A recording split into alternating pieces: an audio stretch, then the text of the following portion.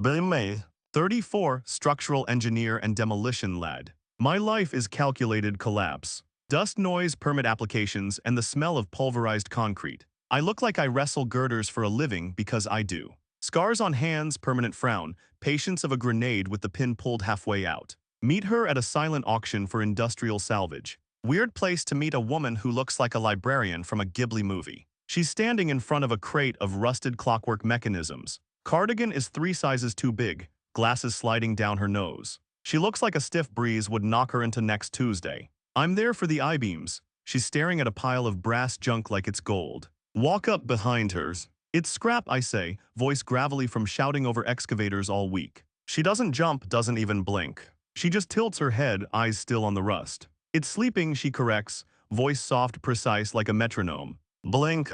It's oxidized brass, lady, the teeth are stripped. She finally turns, looks up at me. I'm 63, she's maybe 54 on her tiptoes. Fatigue, she says, not stripped, metal gets tired, it just needs rest. Brain labels her as eccentric artsy type, harmless, slightly delusional. Right, I say, good luck with the nap time. Walk away, buy my steel, forget about her. 2 weeks later. Need a rare part for a vintage hydraulic press I'm restoring for fun. Vendor gives me an address. Go see the watchmaker, she has everything. Drive to the address. It's an old brick warehouse in the quiet part of the city. No sign, just a heavy steel door. Knock. Door opens. It's her, same cardigan, hair in a messy bun held together by what looks like a screwdriver. She looks at me, no surprise, no recognition. You're the loud one, she says. I'm the customer, I reply. She steps aside, shoes off. The dust interferes with the escapements. Look at my heavy boots. Look at her pristine, polished concrete floor. Sigh, unlace boots. Step inside. The silence hits me first. It's not just quiet, it's negative sound quiet. Acoustic foam, heavy drapes, atmospheric control. The world outside, sirens, traffic, the constant hum of the city vanishes. The room is filled with clocks, automatons, music boxes, gyroscopes. Hundreds of them. And they are all ticking. But not in chaos, in unison. Tick-tock, tick-tock. A synchronized heartbeat of brass and steel. It's unnerving. Do you have the valve, I ask, too loud in this space. Lower, she whispers. She's at a workbench, adjusting a magnifying loupe over her eye. Do you have the valve, I whisper. 3rd drawer left cabinet, don't slam it. I find the part, it's perfect. How much? She doesn't look up. Tweezers inside a pocket watch the size of a dime. It's not for sale, it's for trade. Frown, I don't have gears. I don't want gears, she says. I want heavy lifting. Move the grandfather clock in the corner, it disturbs the airflow. Look at the clock, solid mahogany, lead weights, must weigh 300 pounds. Fine. I walk over, brace myself, lift it. My muscles strain, veins pop in my forearms. It's heavy, awkward. I move it 4 feet to the left. Set it down, exhale sharply. Turn to her, happy. She's watching me now, loupe pushed up on her forehead. She's studying my arms, not lustful, clinical. Like she's checking the tension on a mainspring. Your breathing is uneven, she observes. It's heavy, I snap. No, she says, you carry stress in your trapezius. You lift with anger, not leverage. She walks over, stands way too close. Reaches out, touches my shoulder. Her fingers are cold, calloused, incredibly strong. You're wound too tight, she says. Torque is too high, you'll snap. I step back, I'm fine, can I take the valve? She nods, take it, come back when it breaks again. It won't break, I say. I fix things so they stay fixed. Everything breaks, she says softly. That's how you know it was working. Leave, put my boots on. Drive home in silence. The ticking sound is stuck in my head. A week passes. I'm at a job site, 12-story controlled implosion. Something goes wrong, a squib doesn't fire. The structure leans, doesn't fall. It's dangerous, unstable. My heart rate spikes to 160. I'm shouting orders, running calculations. We fix it, we drop it, no one gets hurt. But the adrenaline doesn't leave. Hands shaking, vision vibrating. I go home, drink whiskey, doesn't help. I need a silence. Brain supplies an address. It's 11 p.m. Drive to the warehouse. Knock. She opens the door. She's wearing silk pajamas and a welding apron. She looks at my face. You didn't break the valve, she says. No, I admit, I think I broke me. She opens the door wider, boots. I take them off. Walk into the ticking sanctuary. The sound instantly lowers my blood pressure. Sit, she points to a leather armchair that looks older than the building. I sit, sink into it. She goes back to her bench. Tea, she asks. Whiskey, I say. Chamomile, she corrects. Your cortisol is already poisoning you. She brings me a cup. It smells like earth and flowers. She sits opposite me on a stool, just watching. So she says, "You knock things down." Oh yes, loudly, very. And I put things together quietly. Seems that way. She leans forward. "Do you know why I like clocks?" I shake my head. "Because they are captured energy," she says. "A spring is just violence held in check by geometry." She picks up a large brass spring, coiled tight. "If I let this go, it would cut my hand open. It wants to expand, it wants to destroy." She places it into a housing, locks it down with a click. "But if you bind it correctly, it becomes time, it becomes useful." She looks me in the eyes. "You are a very large spring, Anand." I snort, "Is this your pickup line metaphors?" She doesn't smile. "Take off your shirt." "Freeze a what?" "Your shirt, the fabric is making a swishing noise when you breathe. It's annoying." I stare at her, she's dead serious. I take off my shirt. I'm covered in dust, scars, tattoos, not a soft man. She stands up, walks over. "Stand up." I stand. She walks around me, inspecting. "Scoliosis is mild, deltoids are tight, you hold your breath between thoughts." She stops behind me. "Can I calibrate you?" she asks. Voice is innocent, words are weird.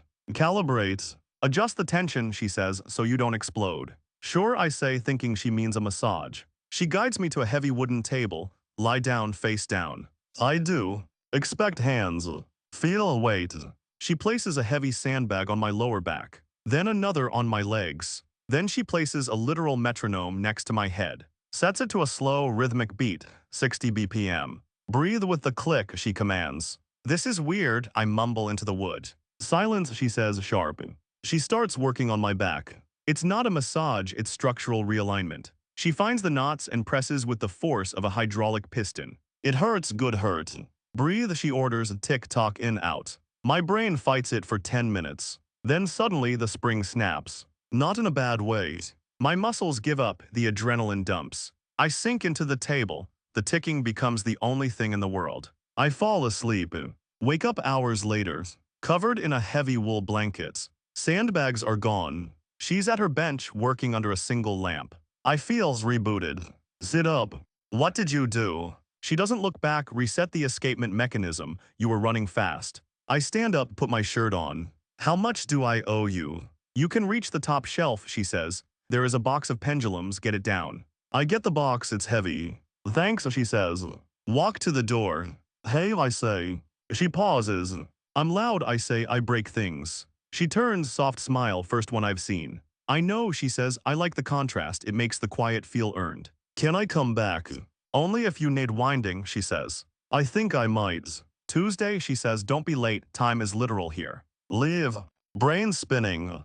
She's not safe, she's precise. There is a difference. Time skip 2 months later. It's a routine now. I destroy buildings all week. Tuesday and Friday nights I go to the warehouse. We don't date, we coexist. I lift heavy things for her, I move crates. I oil the massive tower clock gears she restores. She calibrates me. Sometimes it's the table. Sometimes we just sit in the dark and listen to the ticking. It's the most intimacy I've ever had, and we haven't even kissed. One night I arrives. She's not working. She's sitting on the floor, surrounded by disassembled parts of a 19th century automaton. She looks frustrated, hair wild. "It won't sync," she says, voice tight. "What's wrong?" "The heart," she gestures to a brass cylinder. "The timing is off by 0.04 seconds. It ruins the melody." I sit down next to her. "Can you fix it?" "I need a steady hand," she says. "Mine are vibrating, too much coffee." She looks at me. "Yours are steady." "I use jackhammers, lady." "But you know how to place charges," she counters. "You know how to be still before the boom." She hands me a tiny screwdriver. "Hold this gear, don't let it move." I hold it. She leans in close, her breath on my neck. She's adjusting a screw the size of a grain of sand next to my hand. "Don't breathe," she whispers. I hold my breaths. My heart is hammering, but my hand is rock solid. "Steady," she murmurs, "good boy." Brain short circuits at the praise. Click. "Got it," she exhales. She leans back. The automaton whirs to life. A little mechanical bird flaps its wings and sings a perfect note. She smiles, pure delight.